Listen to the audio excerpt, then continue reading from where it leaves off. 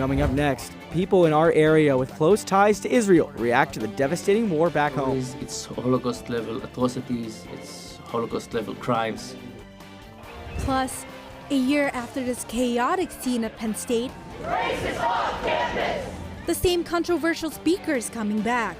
How's the university preparing to keep people safe? And a local food bank has big plans to help more people in need. The Center County Report starts now.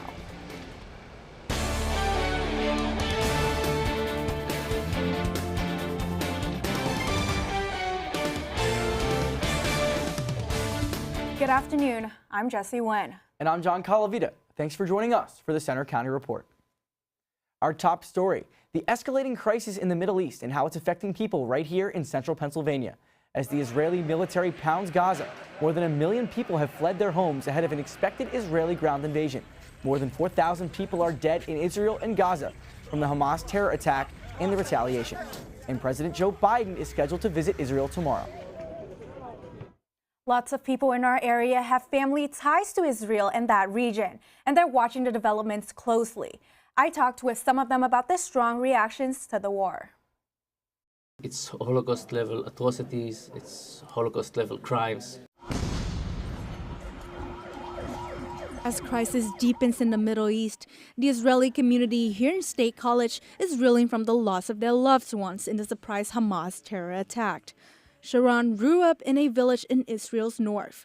He says going about his day-to-day life is almost impossible knowing a war is escalating back home.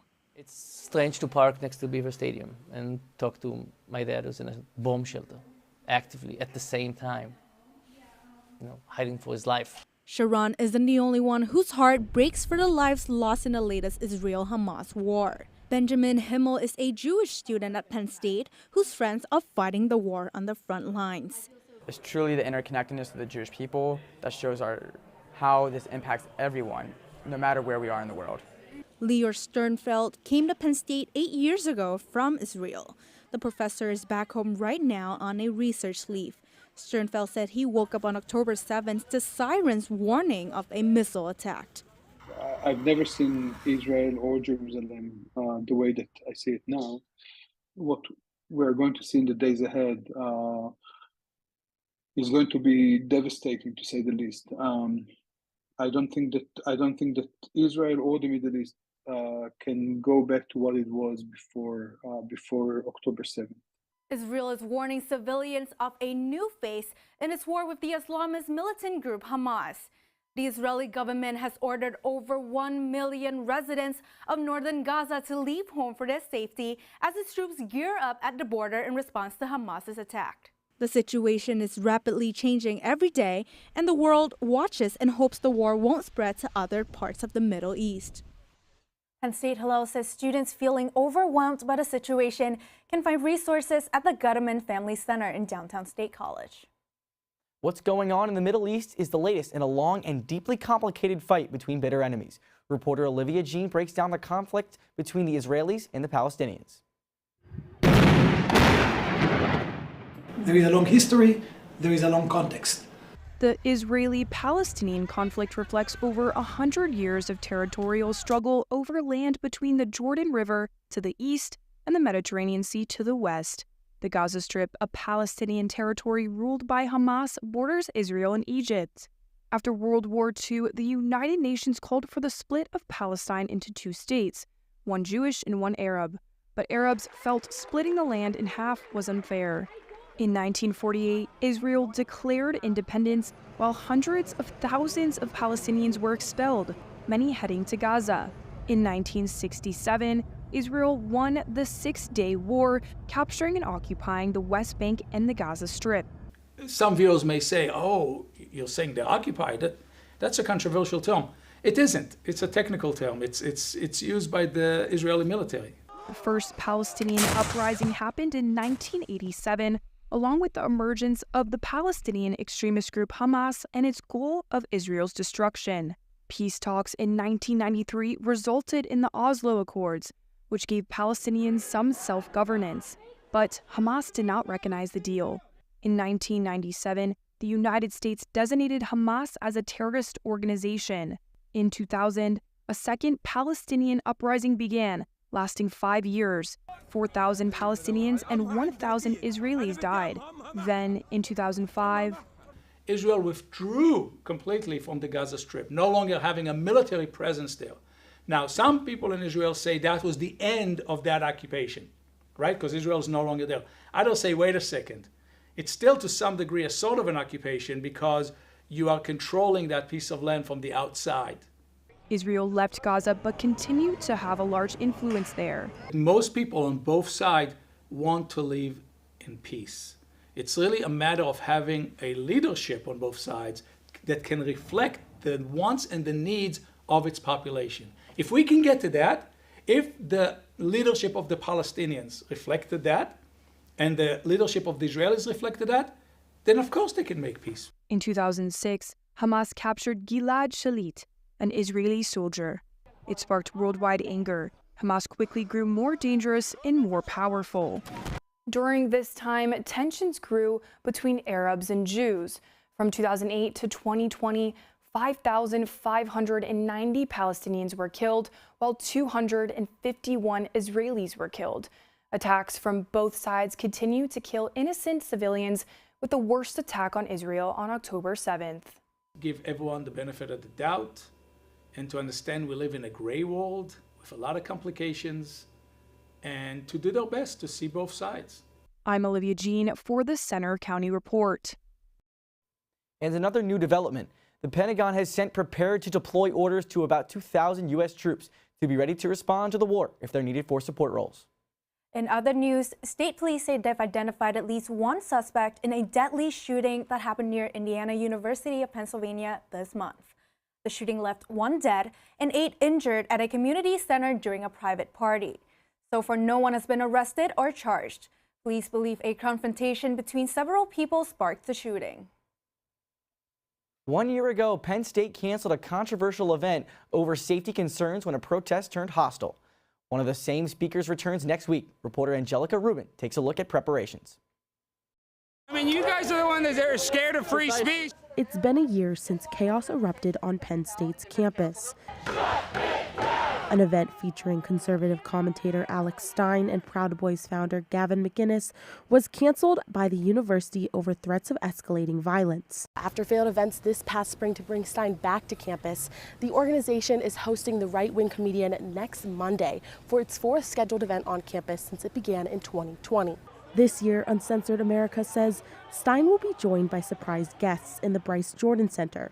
After last year's event ended with pepper spray and a heavy police presence, safety is again in the spotlight. Ford Fisher, founder and editor-in-chief of News to Share in Washington, covered last year's event. As the protests turned ugly, he says he was blinded by mace. Open your eyes, open your eyes. So I was incapacitated for about a half hour. I mean, I was essentially out of the game, so to speak, in terms of being able to film. Fisher, who's covered extremism and U.S. politics since 2014, said what he found unique about the event was the number of police agencies involved and their lack of inaction after things turned violent. Part of the problem was that the police did not have a de-escalatory kind of stance about it, which got the protesters who were out there more angry, because from their perspective, the police were not just sort of separating people and keeping the peace. I think they felt that the police were siding against them. Penn State says it won't provide specific details about security plans, but did tell us tickets are required for the event. In a university statement to Center County Report said the university is required to do what it can to not only protect our community members, but also to protect speakers and prevent disruption or violence. Isabella Leahy was the only journalist on the scene to interview Stein, reporting for the Center County Report just last year. Are you afraid right now? Do you feel No, I'm actually excited. I like it. It's kind of an adrenaline rush. She says Stein's tactics may change. This time, I'm not too sure that he will go out there and start talking to protesters and people, because his main thing is to speak.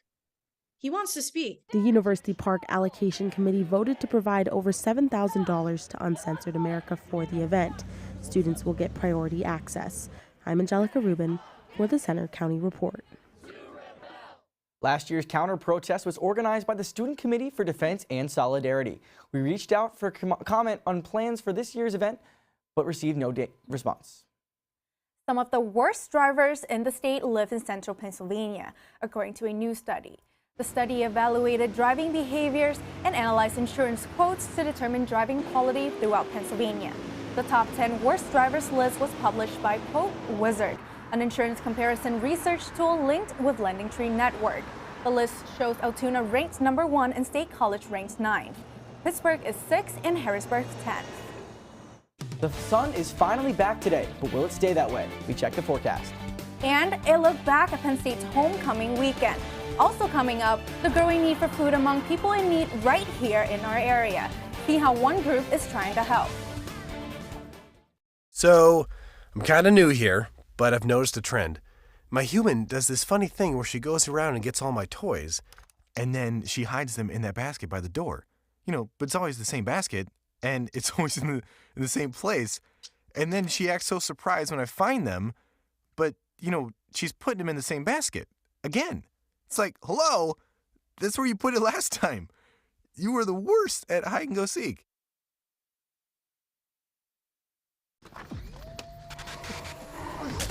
Multiple studies have shown that marijuana can slow both driver reaction and response time, which can be really dangerous. He's here. He's here. Wait. What?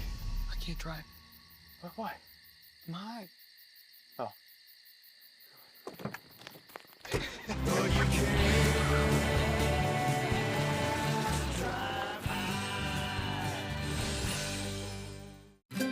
Stream the best of PBS on any device with the PBS Video app. All your favorite drama, history, science, news, and documentaries, all in one place. Watch your PBS station live or catch up on the shows you missed. Discover new favorites from PBS and locally produced shows from your station. Get the PBS Video app now and stream the best of PBS anytime, anywhere. We care about things that affect the lives of every American. We are there at the front lines to get to the heart of what really matters in every issue. This country has not seen this in 80 years. This extraordinary moment in American history. You're making such a huge impact. Trust is at the heart of what we do.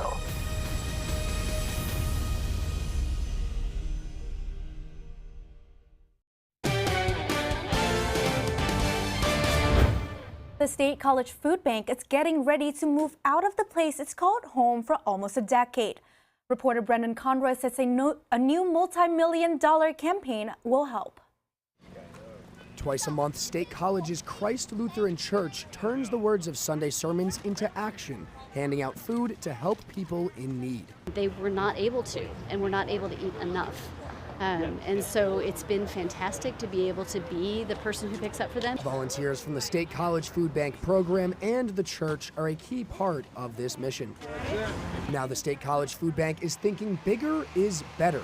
It's launched a $3 million campaign to move from its home on Atherton Street to a larger facility on Gerald Street. Economic estimates tell us that we may have about another 5 to 7 years of this kind of shortfall for folks, so we're glad that we can be here to not only make ends meet, but give them good food. Now the State College Food Bank is thinking bigger is better. It's launched a $3 million campaign to move from its home on Atherton Street to a larger facility on Gerald Street. Now, right behind me here is the construction of the new food bank location. This one is expected to be a lot larger in size and will in turn bring in a lot more people who are in need of food. Construction workers are hard at work, but the project is not fully expected to be done until the springtime.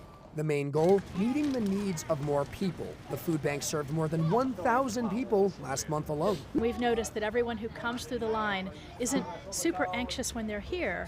They realize that this is a safe space for them no matter why they're here, and they feel loved and they tell other people. I think that's a hallmark of us knowing that the culture we've created is building that community that you've talked about. Renovations are underway at the new location, which should open up next spring. In State College, I'm Brendan Conroy for the Center County Report. The new financial campaign's goal is to allow the food bank to move into its new home and expand services debt-free.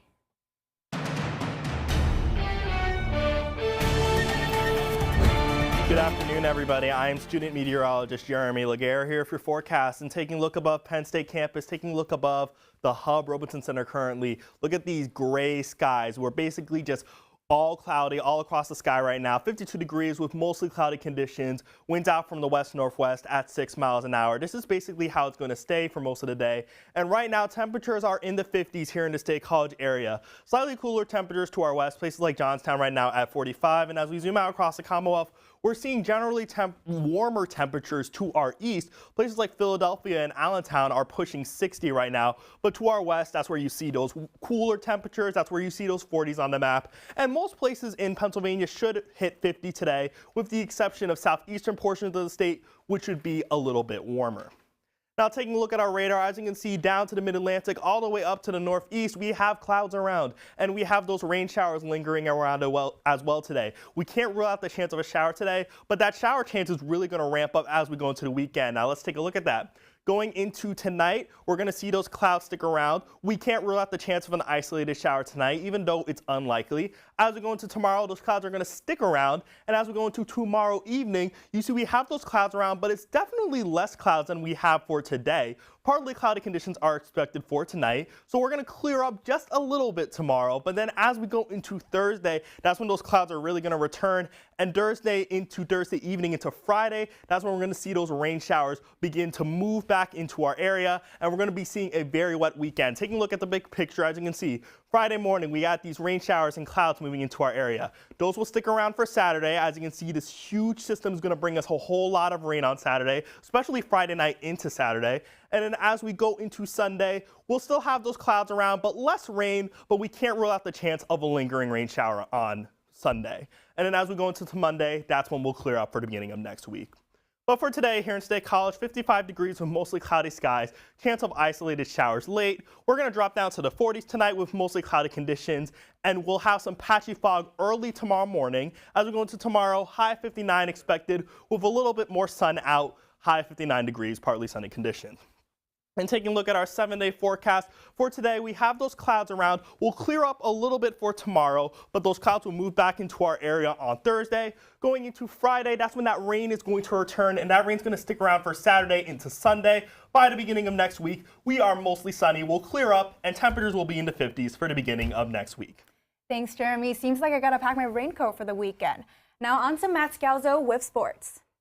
Thanks, Jesse. Coming up next in sports, the Nittany Lions get ready for their biggest game of the year so far. We look back at their tune-up game on Saturday. Also ahead, Penn State men's hockey looks to stay unbeaten after a weekend road trip. That and more after the break.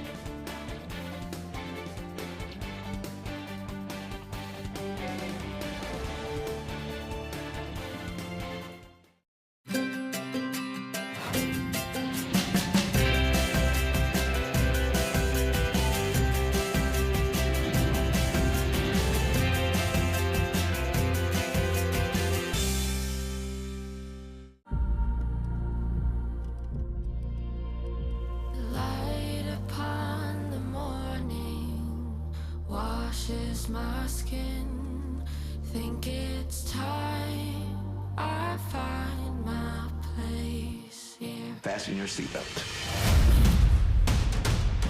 You're taking my breath away. Float like a butterfly, sting like a bee. Amazing. Well, what are you waiting for? You belong here. This is your home. What is your sense now of the humanitarian situation? This is making me emotional.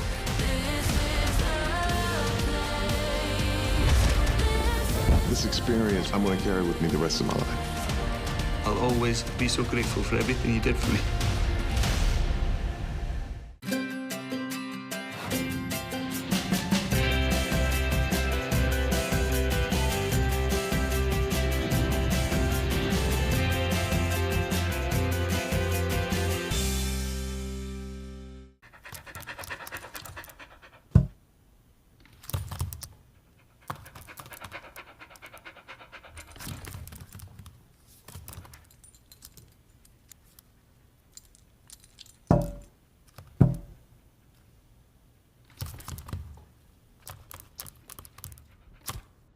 There's a shelter pet who wants to meet you. Meet one today. Visit theshelterpetproject.org. Adopt.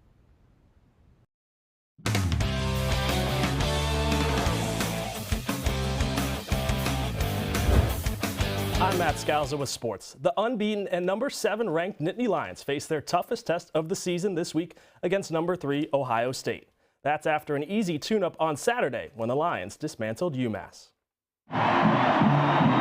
On a rainy Saturday evening when Penn State's offense and defense were rolling against UMass, it was the special teams that stole the show. Penn State was looking for a spark in the first quarter, and it came on a punt return from senior defensive back Daquan Hardy.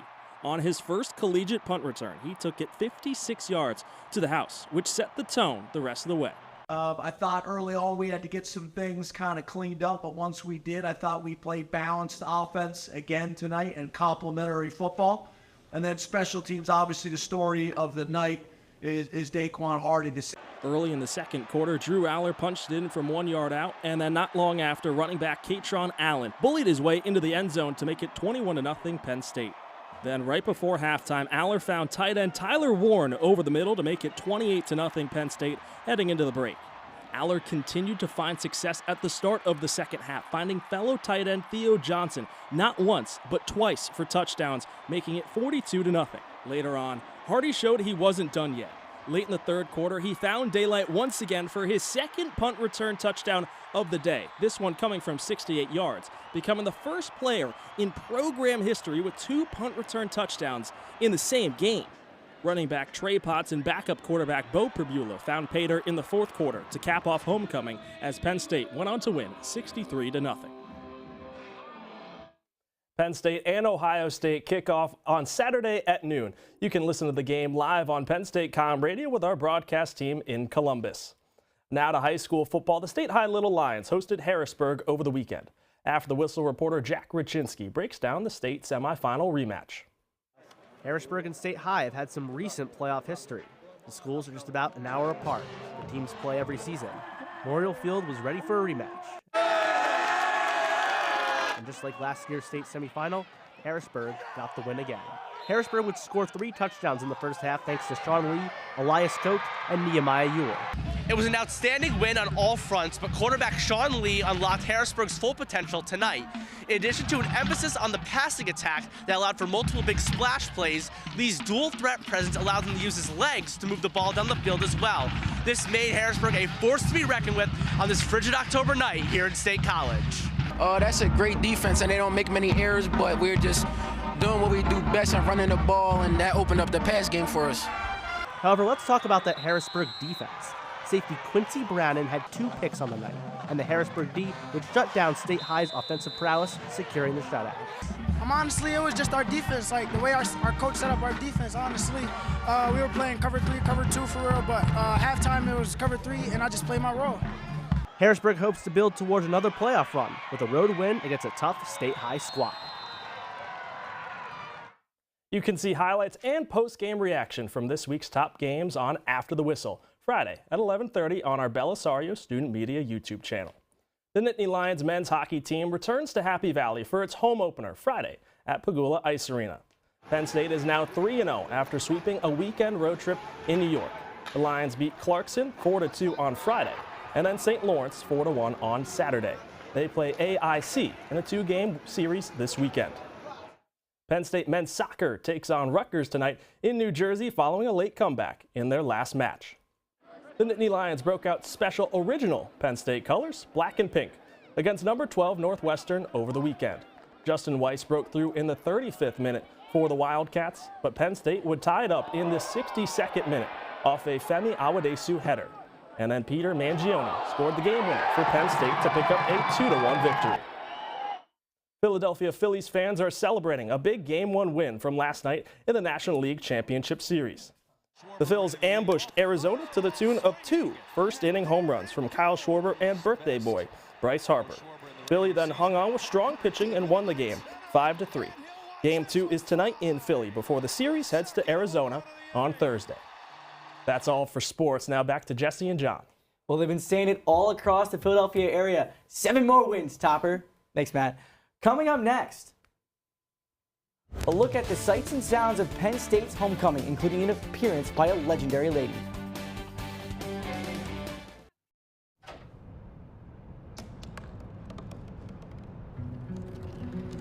They said I couldn't dream.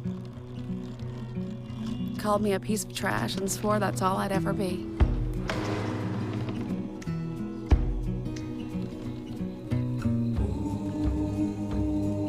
Said a bottle couldn't see the ocean.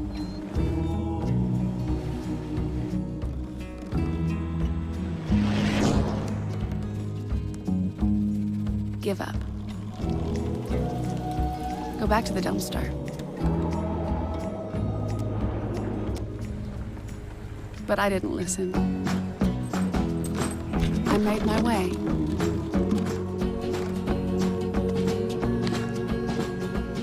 And now, I am what I've always wanted to be.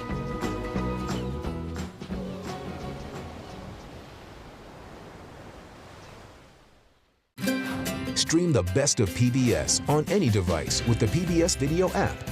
All your favorite drama, history, science, news, and documentaries, all in one place. Watch your PBS station live or catch up on the shows you missed. Support your PBS station and you can get Passport, giving you full seasons, early releases, special collections, and more. Get the PBS Video app now and stream the best of PBS anytime, anywhere. We care about things that affect the lives of every American. We are there at the front line to get to the heart of what really matters in every issue. This country has not seen this in 80 years. This extraordinary moment in American history. You're making such a huge impact. Trust is at the heart of what we do.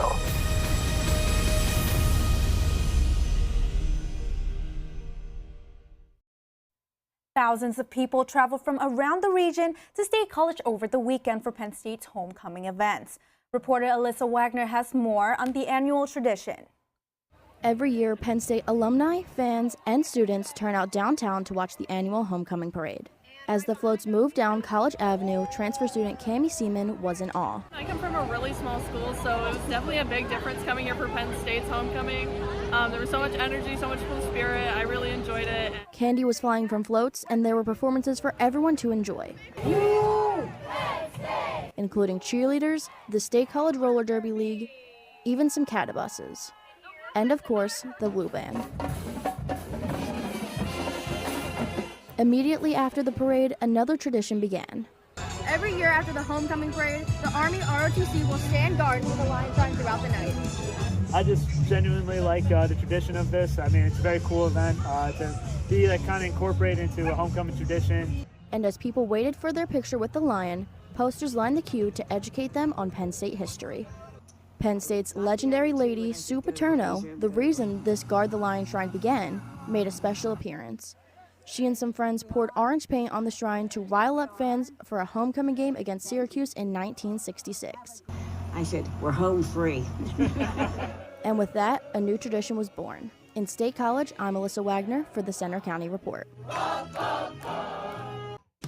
That's all for today's newscast. We hope you'll join us Friday for our next local news update. And you can follow us anytime for breaking news on our Center County Report X. And you can see our stories on our Facebook page, Instagram, YouTube, and our website. Have a good afternoon.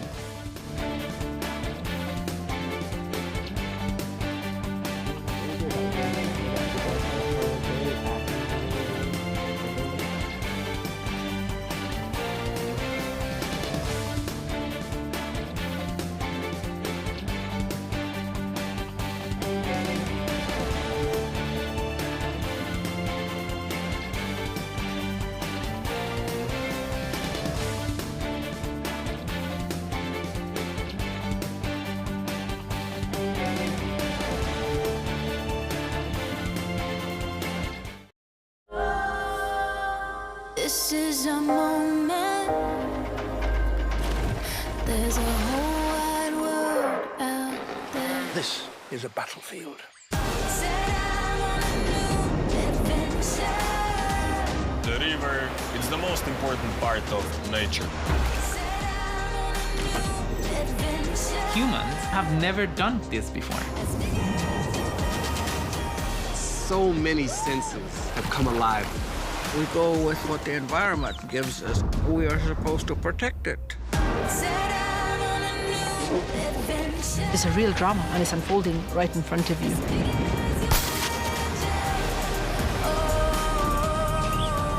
This will show us so many things that we just haven't seen.